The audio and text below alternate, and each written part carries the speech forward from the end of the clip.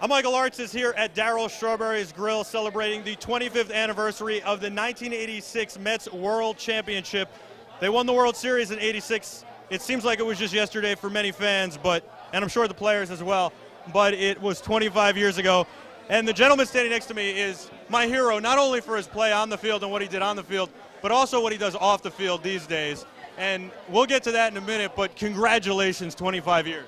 Well, thank you, Mike. It is 25 years, and this is just a very exciting time for this group of guys because, you know, we put so much effort into winning and believing. And I remember that 2 years before that, 84 and 85, we came so close. And, you know, 86, we finally came together and put it all together. And it just worked out for us. You know, it was a magical year for us. It was a magical year for the Met fans. And we're just very blessed to, you know, be able to be here tonight and celebrate that here at Strawberry's Grill. How amazing is it for you guys to get back together and reminisce and catch up, and what is that like? As you can see the excitement in the room, and, you know, just the people that are here are able to enjoy themselves and reminisce about, you know, what we were all about, and it's just something you never forget, you know. And that was a team that had a lot of fun. We had a tremendous manager, and we had a great group of guys who saw the dream from day one when we hit spring training, and we went out to accomplish that. You know, Kevin Mitchell and I were talking before, and we kind of came up with the idea that the 1986 Mets gave a lot more to this city than a World Series championship.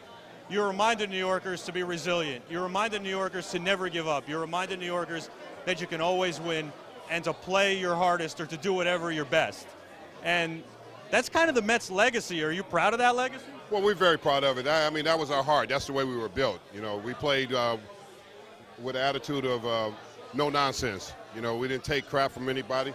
If you wanted to fight, we were going to fight. You know, if you wanted to talk trash, we was going to talk trash. You didn't like us, too bad. You know, you came into Shea, expect a beating. You know, a mentally, physically beating from us, because that's just what we were all about. And the fans saw that in us, and they believed it. And we just went out there and did it. You know, it was just one of those years that we finally put everything together, and you know, we put our heart and soul into it, and we believed that we had a chance to come back and win that World Series, and we did.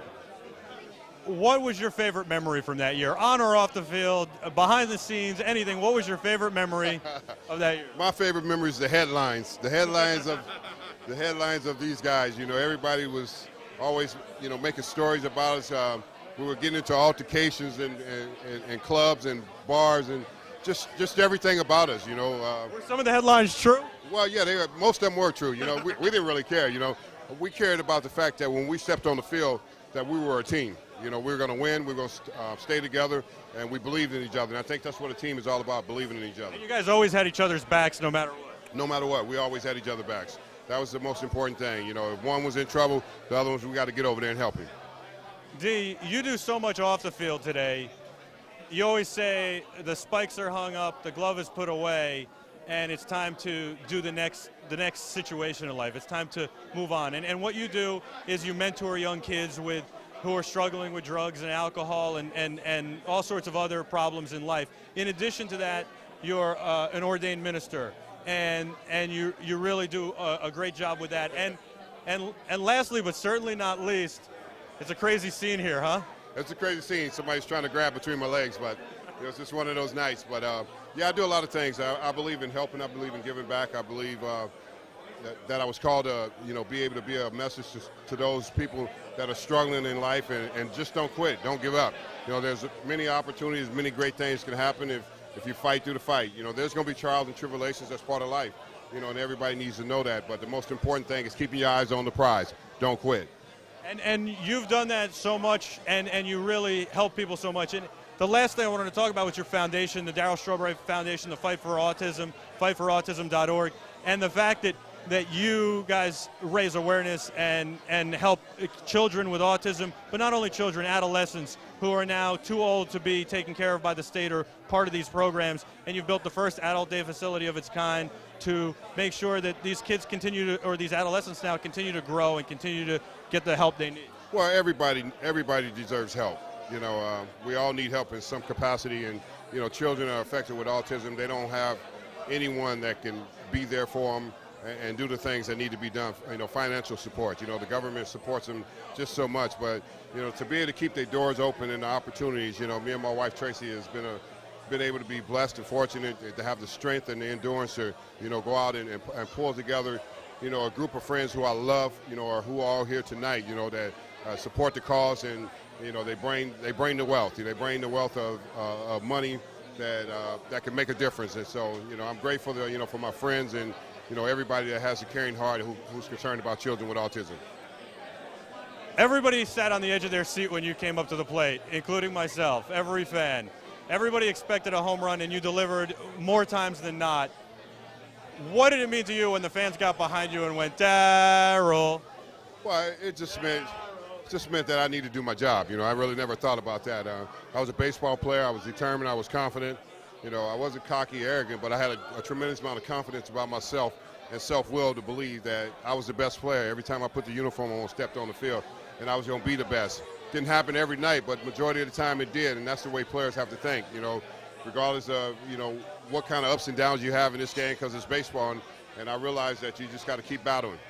Well, I'm glad that you're hosting this event because I think you've done a wonderful job here tonight. I think the restaurant is phenomenal. But Darryl, congratulations. It's an honor to be here. It's a privilege, and it's an honor to call you my friend. Well, thanks so much, Mike. It's always a pleasure to have you come out and do these events. You do a wonderful job, and we just love you, man, and we just thank the world of you, and we just want to continue to, root for you and the best in everything that you do. Thank you. And by the way, Jill says hello. Tell Jill Pickle I said hello. D, congratulations, buddy. You're the best. Thank you, brother. Love you, man. Love you, buddy. That is Darryl Strawberry, and he is the nicest person you'll ever meet. He is one of the greatest guys.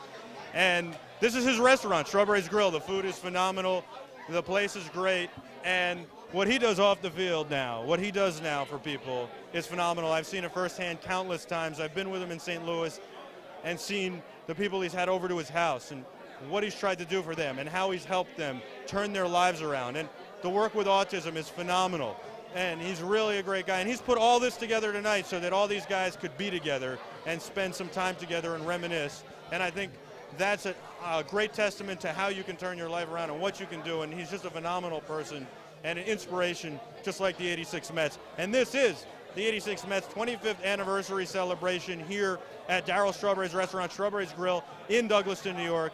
And we're broadcasting live all night on the Teradek Cube, which takes the video signal, it encodes it from the camera and streams it live to live stream. That's where we're broadcasting tonight. You also have Ustream and all these other options. You got to check out Teradek. It's an amazing, amazing device, the Teradek Cube. And you can get yours on teradek.com and stream anything. Stream church. Darryl and I have been talking about doing that, streaming church. You can stream weddings. You can stream anything you want, DJs, DJ parties, anything you want. All you need is a camera, a Teradek Cube, and an internet connection, and it's very, very easy to use. So, with that note, we'll be back in just a few minutes with more interviews live from Darryl Strawberry's restaurant, the Strawberry Grill in Douglaston, New York. I'm Michael Artsis. Stay with us.